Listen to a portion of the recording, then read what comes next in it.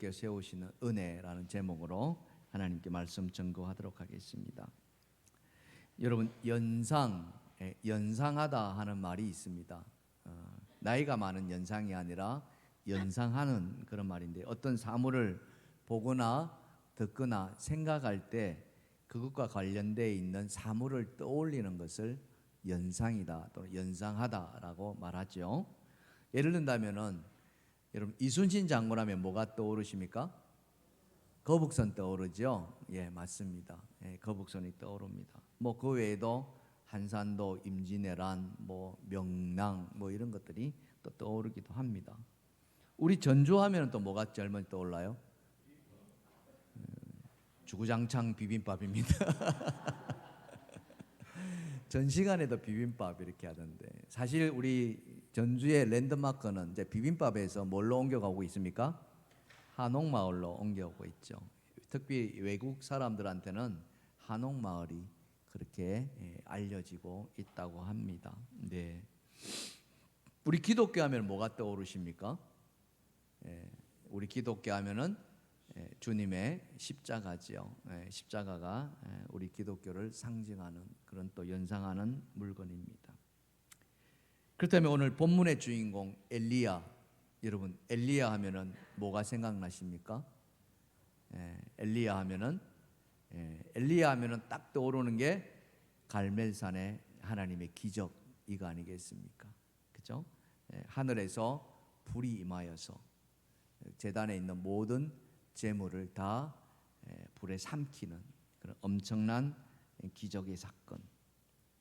그래서 엘리야를 가리켜서 기적의 선지자 또는 능력의 선지자다라고 이렇게 일컬어지고 있습니다. 엘리야가 활동했던 시대는 북이스라엘 아합 왕 때였습니다. 이 아합 왕은 하나님 보시기에 가장 악을 행한 왕이었습니다. 왜 그러냐면은 그 아내를 이세벨로 맞이했기 때문에 그렇습니다. 이 이세벨이 저 시돈의 엣바알을 섬기던 그 왕의 딸이었거든요. 그 이세벨이 이 아합 왕에게 시집옴으로 말미암아 이스라엘 전체가 바알을 숭배하는 그런 길로 접어듭니다. 이것을 보다 못한 엘리야가 그 바알 숭배자들을 다 없애버리거든요. 바알 선지자 450명과 아세라 선지자 400명을 갈멜산으로 다 불러 모읍니다. 다 모여라.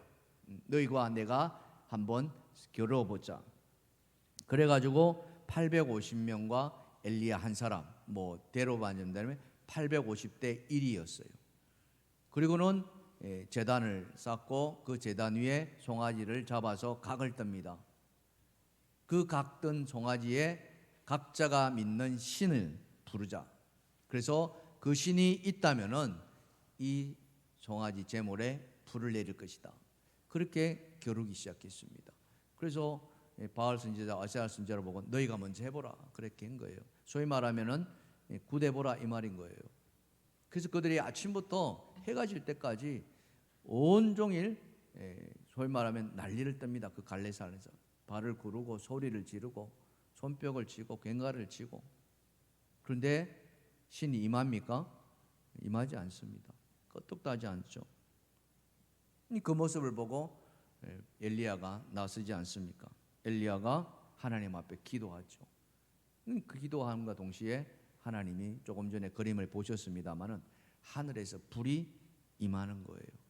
그냥 엄청난 불이 얼마나 뜨거웠으면은 그 제단에 있는 고기를 다 삼켰다.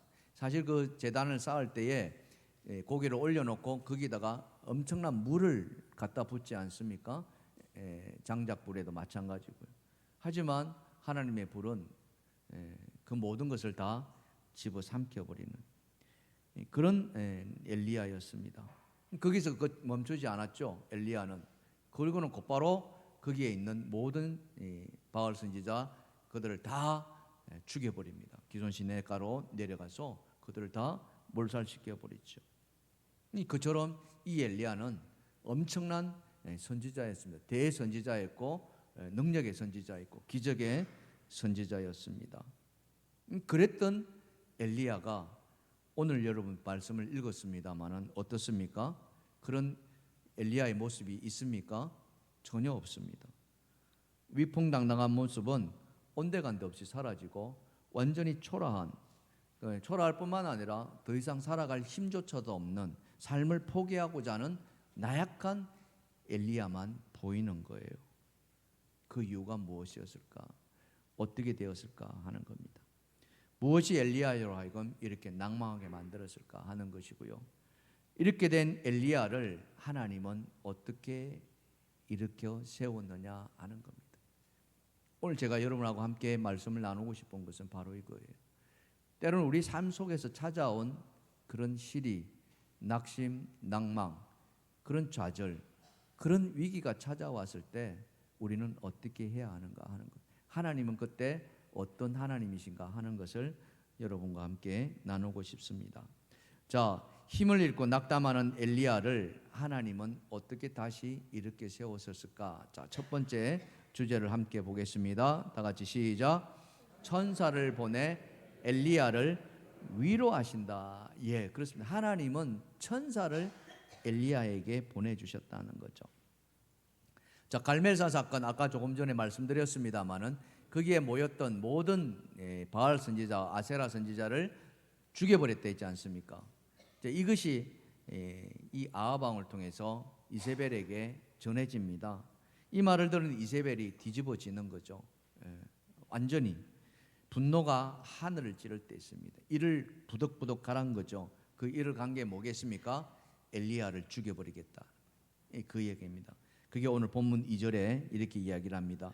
자, 2절 보시면은 이세벨이 사신을 엘리야에게 보냅니다. 그리고는 말하죠. 내가 내일 이맘때에 반드시 네 생명을 저 사람들 중 한 사람의 생명과 같게 하리라. 즉 말해서 뭡니까? 네가 죽였던 그 선지자와 똑같이 나도 너를 죽여버리겠다 이 말을 하는 거예요. 만약 그렇게 하지 않으면 신들이 내게 보리의 벌을 내릴 것이다. 이렇게 사신을 통해서 전해진 겁니다. 이 이세벨은요, 한번 한다면 하는 여자였어요. 그만큼 악독했습니다. 거기에는 조그만한 피도 눈물도 없는 여자였어요. 우리가 잘 아는 것처럼 그렇잖아요. 여자가 시집을 가면은 어디 풍속을 따릅니까? 시댁의 풍속 따르는 게 그게 맞는 거 아닙니까? 근데 이 이세벨은 거꾸로 해버린 거예요. 자기가 섬기는 그 바알을 남편에게 섬기게 만들어버려요. 그래서 이 바알의 숭배자가 돼버립니다. 아합 왕이. 그래서 하나님 보시기에 가장 악한 왕이 돼버린 것이죠. 이런 이세벨이 엘리야의 목숨을 거둬버리겠다고 한 것이에요. 그러니 이세벨에게 잡히기만 하면 어떻습니까? 우리 흔히 시체말로 뼈도 못 추리게 되는 거예요. 그냥 죽여버린다는 거죠. 그러니 갑자기 그렇게 당당했던 엘리야에게 죽음의 두려움이 찾아온 거예요. 찾아오고 싶어서 온 것이 아니라 그냥 찾아온 거예요. 겁에 질린 거예요. 그래서 엘리야는 그 말을 듣고 나서 바로 도망친 거예요. 그러마 날 살려라. 그렇게 도망을 칩니다. 사환을 데리고 도망을 치고 오늘 말씀해 보니까 그 사환을 데려다 놓고 어디로요? 하룻길을 더 도망가지 않습니까? 그리고는 로뎀 나무에 이르게 되는 겁니다. 그 로뎀 나무에서 이 엘리야가 쓰러지고 맙니다. 아마 도망하느라고 제대로 먹지도 못했겠죠. 그 광야에 얼마나 뜨거웠겠습니까? 지치고 지칠 대로 지친. 거기다가 산 소망까지 끊어져 버렸으니 완전히 자포자기인 그런 상태가 되어버립니다. 하루아침에 승리자가 하루아침에 뭘로? 패배자가 되어버린 것이죠. 사랑하는 성도 여러분, 우리가 이 말씀 속에서 우리가 깨닫는 것이 있다면 뭐겠습니까? 아무리 위대한 선지자, 대선지자라 할지라도 그 역시도 어떻습니까? 나약한 한 인간에 불과하다는 겁니다. 그렇다면 우리 자신은 어떻습니까? 우리도 마찬가지라는 거죠. 여러분 가운데 나는 강한 사람이라고 자신하면서 살아왔던 분들도 가만 계실 거예요. 내가 어디서 나가서 뒤지지 않는다라고 그런 어떤 자기 나름대로의 자부심을 가지고 살아오신 분이 있습니다. 아니 하나님 앞에 섰을 때에 나는 조금도 부끄러움 없다라고 당당하게 그렇게 말하면서 살아오신 분들도 없지 않아 있을 것입니다. 그러나 그렇게 강철 같은 사람도요 속절없이 무너질 수 있다는 거예요. 엘리야가 바로 그랬던 겁니다. 속담에 뭐가 있습니까? 원숭이도 어떻게 해요? 나무에서 떨어질 날이 있다는 거 있지 않습니까? 마찬가지라는 거죠. 그래서 여러분에게 말씀드리고 있습니다. 절대 자기의 강함을 자랑하지 마시기 바랍니다. 나는 잘할 수 있다. 나는 무엇인데 할 수 있다. 나는 당당 이게 아니라 하나님 앞에 그저 내 자신이 연약한 자입니다라고 여러분 엎드리시는 여러분 되시기를 주님의 이름으로 축원합니다. 조금 전에 우리 그 송재영 집사님의 아들 대겸이 이야기했지 않습니까? 참 지난번에도 금메달 따는데 이번에 또 금메달 땄어요. 대회 신기록까지. 저는 이 아이가 나중에 제2의 박태환이 되었으면 참 좋겠습니다. 그렇지 않습니까? 이 박태환 그저 한국 수영의 대들보였고 한국 수영의 간판 스타이지 않습니까? 저기에 보면 뭐라 되어 있습니까? 박태환의 별명이 뭐예요? 마린보이였어요.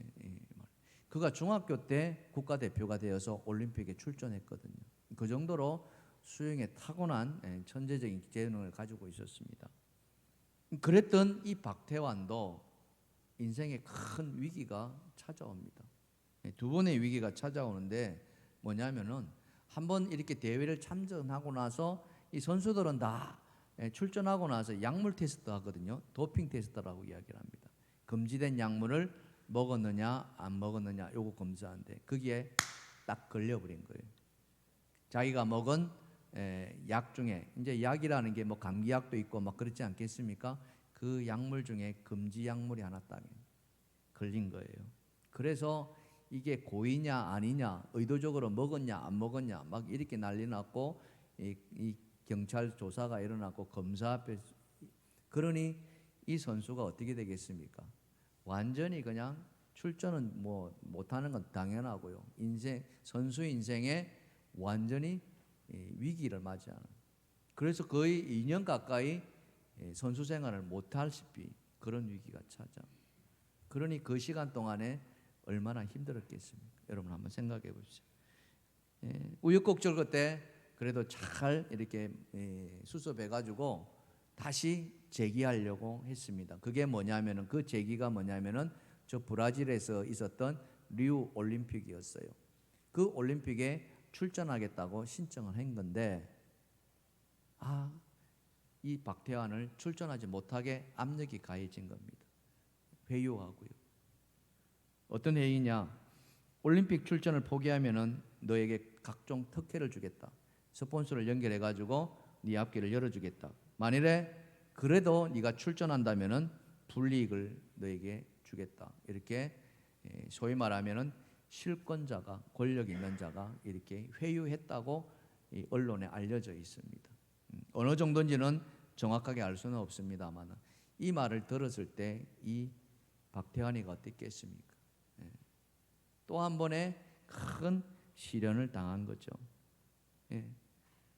그래서 출전하느냐 못하느냐 막 고민 끝에 우여곡절 끝에 출전하기는 했어요. 하기는 했는데 그 억압됨, 압력 때문에 결국에는 예선 탈락하고 맙니다. 그렇게 마린보이처럼 물살을 가르던 박태환의 모습은 온데간데 없고 결승전 올라가지 못하는 그런 비운을 맞게 되죠. 무엇을 의미합니까? 아무리 강한 인간이라 할지라도 아무리 잘한다 할지라도 한번 위기가 찾아올 수 있다는 사실. 우리는 그것을 잊어서는 안 되고 그런 위기가 찾아왔을 때 우리는 주저앉을 수밖에 없다는. 그래서 우리 자신은 강한 자가 아니라 나약한 자이다. 그런 나약한 나를 하나님이시여 돌보아 주시옵소서. 이렇게 기도해야 될 줄 믿습니다. 그런 나약한 사람이 누구냐? 오늘 본문에 엘리야였다는 거예요. 그 갈멜산에서 하나님의 불을 불러내서 그렇게 재물을 다 태우고 거기에 있던 수백 명의 바알 우상 선부자들을 죽일 정도로 그렇게 담대했던 엘리야가 이 여인 이세벨 여인의 그 한마디에 와장창 다 무너져 버리는 거예요. 속절없이 무너지고 무너질 정도가 아니라 뭐 했어요? 하나님 죽여 주시옵소서. 차라리 나를 목숨을 거두어 달라고 이렇게 나약한 모습을 보였던 엘리야인데 하나님은 이 엘리야를 어떻게 했을까요? 하나님은 이 엘리야를 다시 일으켜 세우시고 싶었다는. 그래서 누구를 보내십니까? 천사를 보내셨다라고 이야기를 합니다. 그게 오늘 본문 5절입니다. 자, 본문 5절 같이 한번 읽어봅시다. 시작. 로뎀나무 아래 누워 자더니 천사가 그를 어루만지며 그에게 이르되 일어나서 먹어라 하는지라. 할렐루야. 바로 있습니다. 우리 하나님은요, 우리 하나님은 그 사랑하는 자, 그 택한 자를 그렇게 죽게 내버려 두지 않으신다는 거예요. 시리와 좌절과 낙심과 그런 삶의 포기 속에 있는 그 엘리야에게 누구를 보내셨어요? 천사를 보내십니다. 그리고는 만져주신다는 거죠. 우리는 이런 하나님을 보면서 그 하나님이 어떤 하나님이십니까? 하나님 바로 위로의 하나님이시라는 것이죠. 슬픈 자, 아픈 자, 낙심한 자, 포기한 자, 그에게 천사를 보내시면서 우리를 위로하시기를 원하시는 하나님이심을 여러분 믿으시기 바랍니다. 그래서 우리가 아무리 힘들고 지쳤을지라도 하나님이 나의 편에 계시구나, 이 한마디가 여러분에게 삶의 소망이 되기를 주님의 이름으로 축원합니다. 그래서 사도 바울은 이 고린도 교회에게 어떤 편지를 보냈냐면은 이런 편지를 보냈습니다. 고린도 후서 1장 3절과 4절입니다. 같이 크게 한번 읽어봅시다. 시작. 찬송하리로다.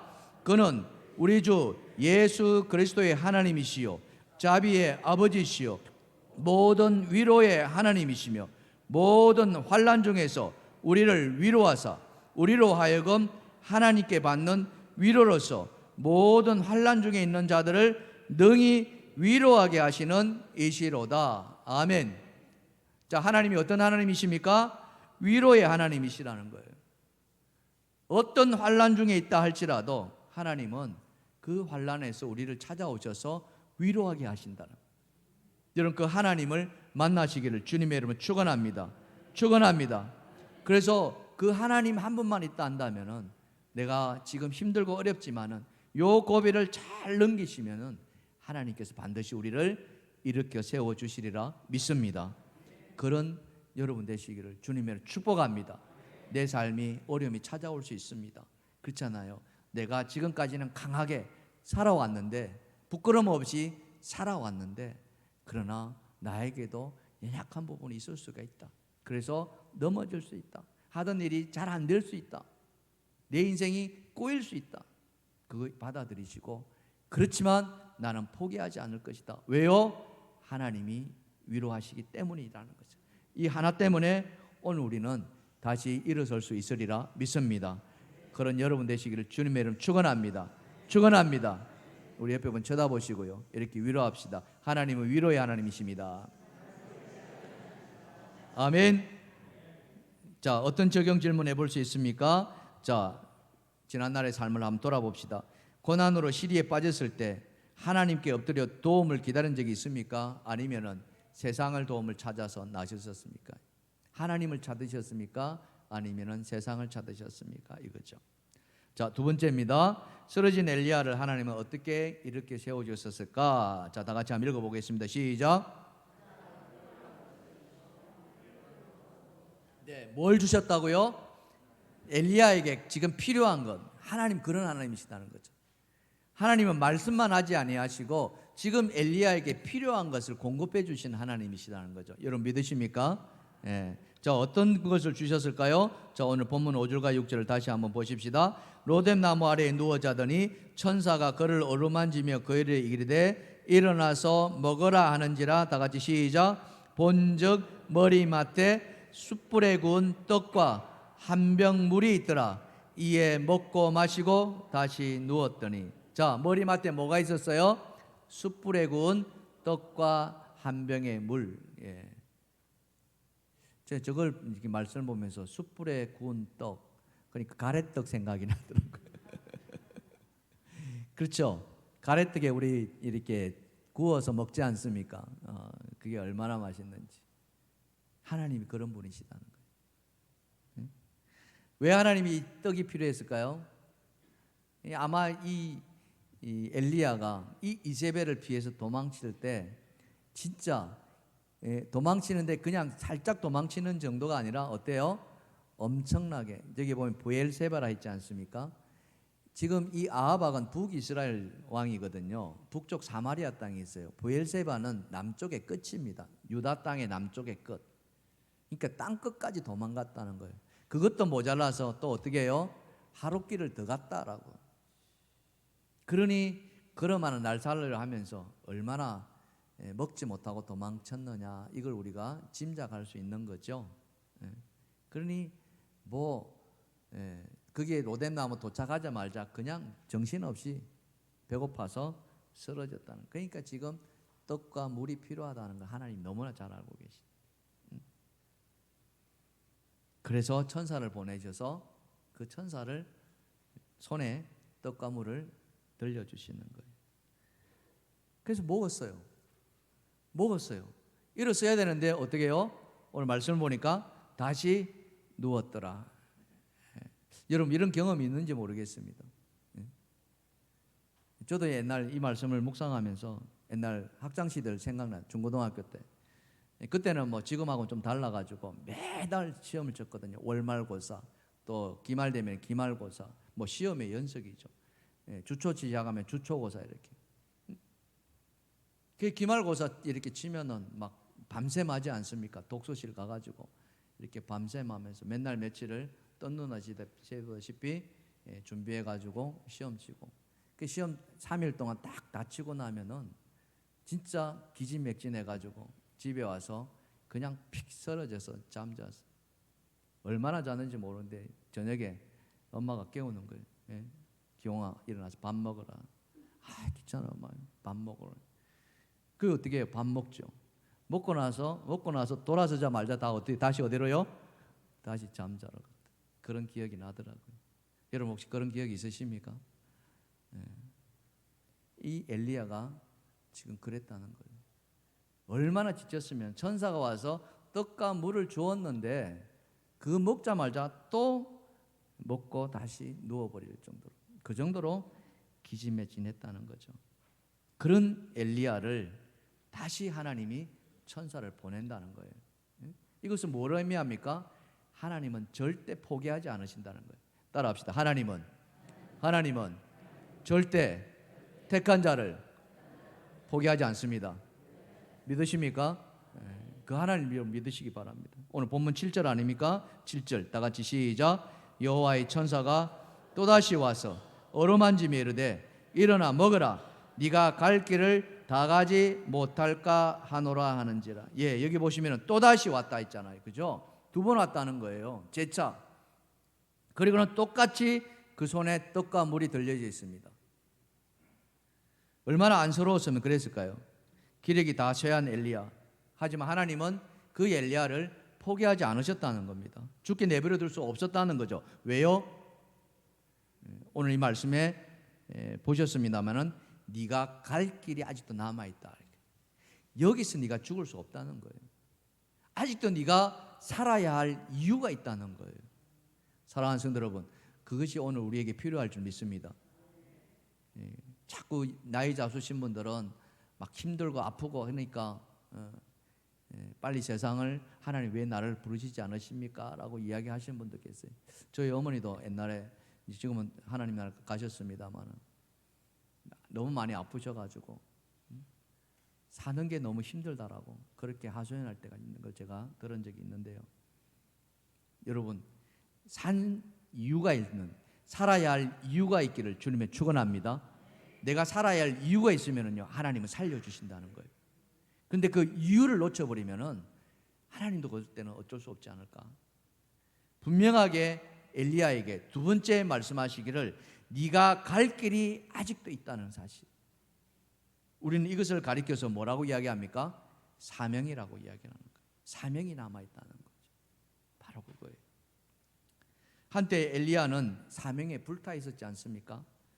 바알 선지자, 이 아세라 선지자를 수백 명을 그 손으로 죽일 정도로 그는 사명에 불타 있었습니다. 하나님의 이름을 욕되게 하는 자 절대 용납하지 않겠다는 그 위풍당당했던 엘리야. 그런 엘리야가 한 여인 앞에서 마치 추풍낙엽처럼 이렇게 떨어지고 떨고 있는 거죠. 살해 위협 앞에서 그는 걸어만 알살이라 하면서 그렇게 도망칠 수밖에 없었다는 거죠. 하지만 여러분 잊지 마시기 바랍니다. 엘리야는 포기했는지 모르지만은 우리 하나님은 포기하지 않으셨다는 사실입니다. 엘리야는 낙심해 있는지 모르지만은 하나님이 절대 그 엘리야를 보고 낙심하지 않았다는 거죠. 우리가 낙심하고 좌절하고 삶을 포기하고 싶은 그 순간에도 하나님은 절대 우리를 놓지 아니하시고 포기하지 않으신다는 것을 여러분 믿으시기 바랍니다. 더군다나 하나님의 사명이 있다 한다면 그렇습니다. 네가 가야 할 길이, 내 갈 길이 있다라고 말씀하시는 것처럼 아직도 네가 살아야 할 이유가 있다는 것, 여러분 그것이 있는 자들은 하나님은 절대 우리를 놓지 않는다는 것을 여러분 믿으시기 바랍니다. 그래서 아무리 큰 고난이 온다 할지라도, 아무리 큰 시험이 온다 할지라도 절대 하나님 우리를 놓지 않으신다는 이 사실을 믿으시는 여러분 되시길 주님의 이름으로 축원합니다. 그래서 옛날 이 찬양이 있지 않습니까? 주여 나의 생명이라는 이 찬양이 있는데요, 후렴이 이렇게 시작합니다. 환난이 와도 핍박이 와도 주님만 위해 살게 하옵소서. 다 같이 한번 불러볼까요? 주여 나의 생명 나의 정성 드립니다. 이 작은 나의 생명 나의 정성 다해 주님만을 위하여서 살기 원하오니 주여 잡아주소서 나를 잡으소서. 주님만을 위하여 살게 하옵소서. 불같은 성령이여 충만케 하옵소서. 환난이 와도 핍박이 와도 주님만 위해 살게 하옵소서. 아멘. 아멘. 환난이 와도 핍박이 와도 사명을 붙드는 자는 하나님께서 반드시 살려주신 줄 믿습니다. 우리 삶 속에서 어려움이 찾아올 수 있습니다. 그렇다 할지라도 여러분 좌절하지 마시고 반드시 주님 사명 붙드시고 다시 일어서시는 그런 여러분 되시기를 주님의 축원합니다. 축원합니다. 적용해 볼까요? 어떤 적용해 볼 수 있습니까? 아무것도 할 수 없었을 때 나에게 찾아와서 힘과 용기를 준 사람이 있었을 거예요. 그 사람이 하나님이 보내신 사람이었음을 여러분 깨달은 적이 있으신가 하는 거예요. 예. 누군가가 나에게 찾아와서 용기를 주고 다시 일어서자, 다시 힘을 내자, 내가 도와줄게 했던 그 사람이 저는 하나님이 보내신 천사인 줄 믿습니다. 예, 여러분 그런 사람이 있기를 주님의 축원합니다. 자, 마지막 세 번째로 하나님은 엘리야를 이렇게 세워서 그러면 무엇을 하셨느냐 하는 겁니다. 자, 마지막 정리합니다. 세 번째 시작. 사명을 회복시켜 주셨습니다. 바로 이거예요. 엘리야에게 사명을 회복시켜 주셨다. 자, 오늘 본문 8절입니다. 8절 다 같이 읽어봅시다. 시작. 이에 일어나 먹고 마시고 그 음식물에 힘을 의지하여 40주 40야를 가서 하나님의 산 호렙에 이르니라. 아멘. 예, 그렇습니다. 하나님은 이 엘리야로 하여금 호렙에 가기를 원하셨다는 거예요. 그게 엘리야에게 남은 사명이었어요. 그래서 하나님은 천사를 보내셔서 그에게 물과 떡을 먹여주셨다는 거예요. 신기하게도 그 두 번째 떡과 물을 먹은 엘리야에게 힘이 생겨나기 시작합니다. 감겼던 눈이 떠여졌고요, 손과 발에 힘이 생기고 다리에 힘이 생기고 벌떡 일어난 거예요. 그리고는 마치 달려가는 것처럼 호렙산을 향해서 갔습니다. 그 기간이 무려 얼마나요? 40일이나. 여러분 상상해 보십시오. 40일을 40주야를 그냥 호렙산을 향해서 쉼도 없이 갔다는 거예요. 이거 엄청난, 이게 기적이 아니고 무엇입니까? 저는 이것이 하나님께서 엘리야를 붙들어 주시고 엘리야를 이끌어 가신 능력이라고 믿습니다. 그것은 왜 그렇습니까? 엘리야에게 하나님의 사명이 있음을 깨우쳐 줬기 때문에 엘리야가 그것을 깨달았다는 거예요. 엘리야에게 받은 그 사명이 무엇인 줄 아십니까? 열왕기상 19장에 보시면 이 말씀이 있어요. 여호와께서 그에게 엘리야에게 이르시되 너는 내 길을 돌이켜 광야를 통하여 다메섹에 가서 이르거든 하사엘에게 기름 부어 아람의 왕이 되게 하고 너는 또 님시의 아들 예후에게 기름 부어 이스라엘의 왕이 되게 하고 또 아벨 머흘라 사밧의 아들 엘리사에게 기름 부어 너를 대신하여 선지자가 되게 하라. 이게 엘리야에게 주신 사명이라는 거예요. 저 북쪽에 있는 다메섹 그 아람 왕을 네가 하사엘에게 기름 부어서 세우라는 거예요.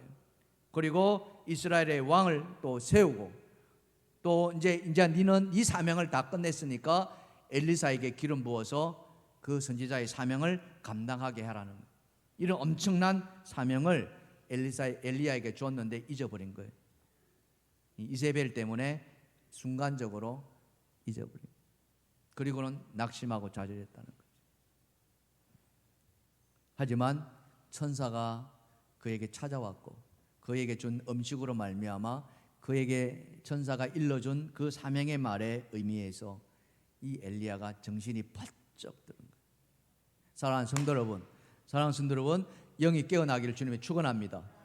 육은 상관없습니다. 육은 지치면 갑니다. 나이 들면은 육은 노쇠하게 되어 있습니다. 그러나 영이 깨어 있다면은 하나님은 우리에게 다시 새로운 힘을 안겨 주시리라 믿습니다. 우리 그런 말 하잖아요. 내 몸은 늙었지만 마음은 뭐라고? 마음은 뭐라고요? 예, 청춘. 그 청춘은요 언제 빛이 나는 줄 아십니까? 사명이 있을 때 빛이 난다는 거예요. 사명이 있는 자는 여러분 그 말대로 청축 같은 마음으로 사명을 감당할 수 있는 거예요. 그런데 사명이 없는 자들은요 몸은 청춘이라 할지라도 그 인생은 이미 노쇠한 인생이나 마찬가지. 의미 있게 살아야 됩니다. 이 한평생 우리가 살아가는 이 세상 두 번의 인생이 있습니까? 육을 가지고 두 번의 인생이 있습니까? 이 땅에 와서 여러분 무엇을 하고 떠나시겠습니까? 하나님 앞에 반드시 설 텐데 히브리서 말씀에 한다면은 사람이 죽는 것은 정한이 지나 그 뒤에는 심판이 있다라고 말씀합니다.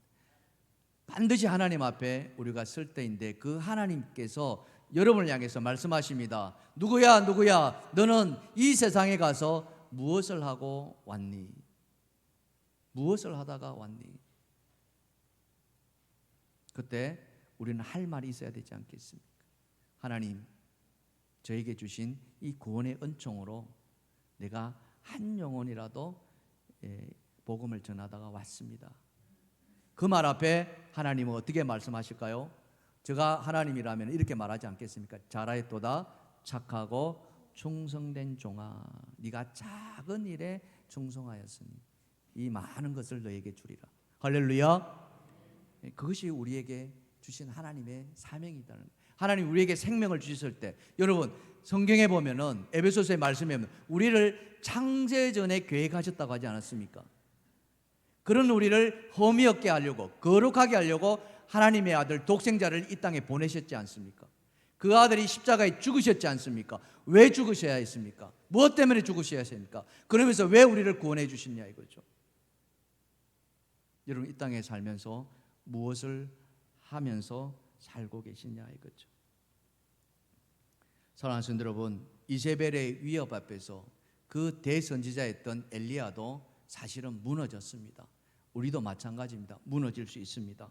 삶의 의욕이 떨어지고 낙심하고 좌절하고 포기할 수 있습니다. 그러나 잊어서는 안 되는 것은 뭔지 아십니까? 하나님은 그런 순간에도 절대 우리를 포기하지 않으신다는 것을 여러분 믿으시기 바랍니다. 절대 우리를 내버려 두지 않으신다는 거예요. 왜요? 우리에게는 하나님 분명한 사명이 있기 때문에. 그렇기 때문에 우리를 창세기의 말씀이 한다면 하나님의 형상대로 지었다고 하지 않습니까? 세상 어떤 피조물도 하나님의 형상대로 지원받은 피조물이 있습니까? 절대 그렇지 않다는 거죠. 하나님이 형상을 주셨을 때는 하나님이 우리에게 사명을 안겨다 주었다는, 그게 바로 우리가 이 세상 살아가는 목적이라는 겁니다. 여러분 목적 붙들고 살아가시기를 주님의 축원합니다. 나이는 상관이 없습니다. 내가 건강하고 건강하지 못한 건 상관이 없습니다.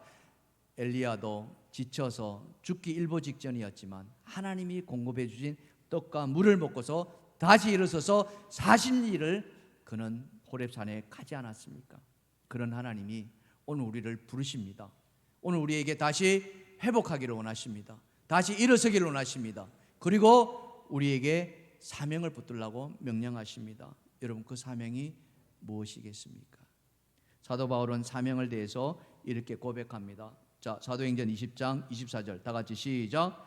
내가 달려갈 길과 주 예수께 받은 사명 곧 하나님의 은혜의 복음을 증언하는 일을 마치려 하면은 나의 생명조차 조금도 귀한 것으로 여기지 아니하노라. 아멘. 아멘. 주 예수께 받은 사명 곧 하나님의 은혜의 복음을 증언하는 일, 너는 땅끝까지 이르러 내 증인이 되라고 하셨던 예수 그리스도의 그 말씀, 그 땅끝은 세상의 땅끝일 수도 있지만 지금 내가 있는 그곳이 땅끝일 수도 있고, 그 땅끝에 있는 나의 가장 가까운 사람이 마지막 사람일 수도 있습니다. 그 한 사람을 위해서 여러분 복음을 증거하는 여러분 되시기를 주님의 축원합니다. 축원합니다. 그래서 사명을 붙드시고 일어서시고 힘을 내시는 그런 여러분 되시기를 주님의 이름으로 축원합니다. 마지막 적용 질문해 보겠습니다. 내가 회복해야 할 사명은 무엇입니까? 여러분, 열심히 은혜 받으실 때, 정말 성령 충만할 때 여러분 어떻게 신앙생활 하셨습니까? 그때 여러분 사명 붙들지 않으셨습니까? 지금 그 사명이 어디에 가 있습니까? 다시 오늘 이 말씀 듣고 회복하시는 여러분 되시기를 주님의 이름으로 축원합니다. 약한 나로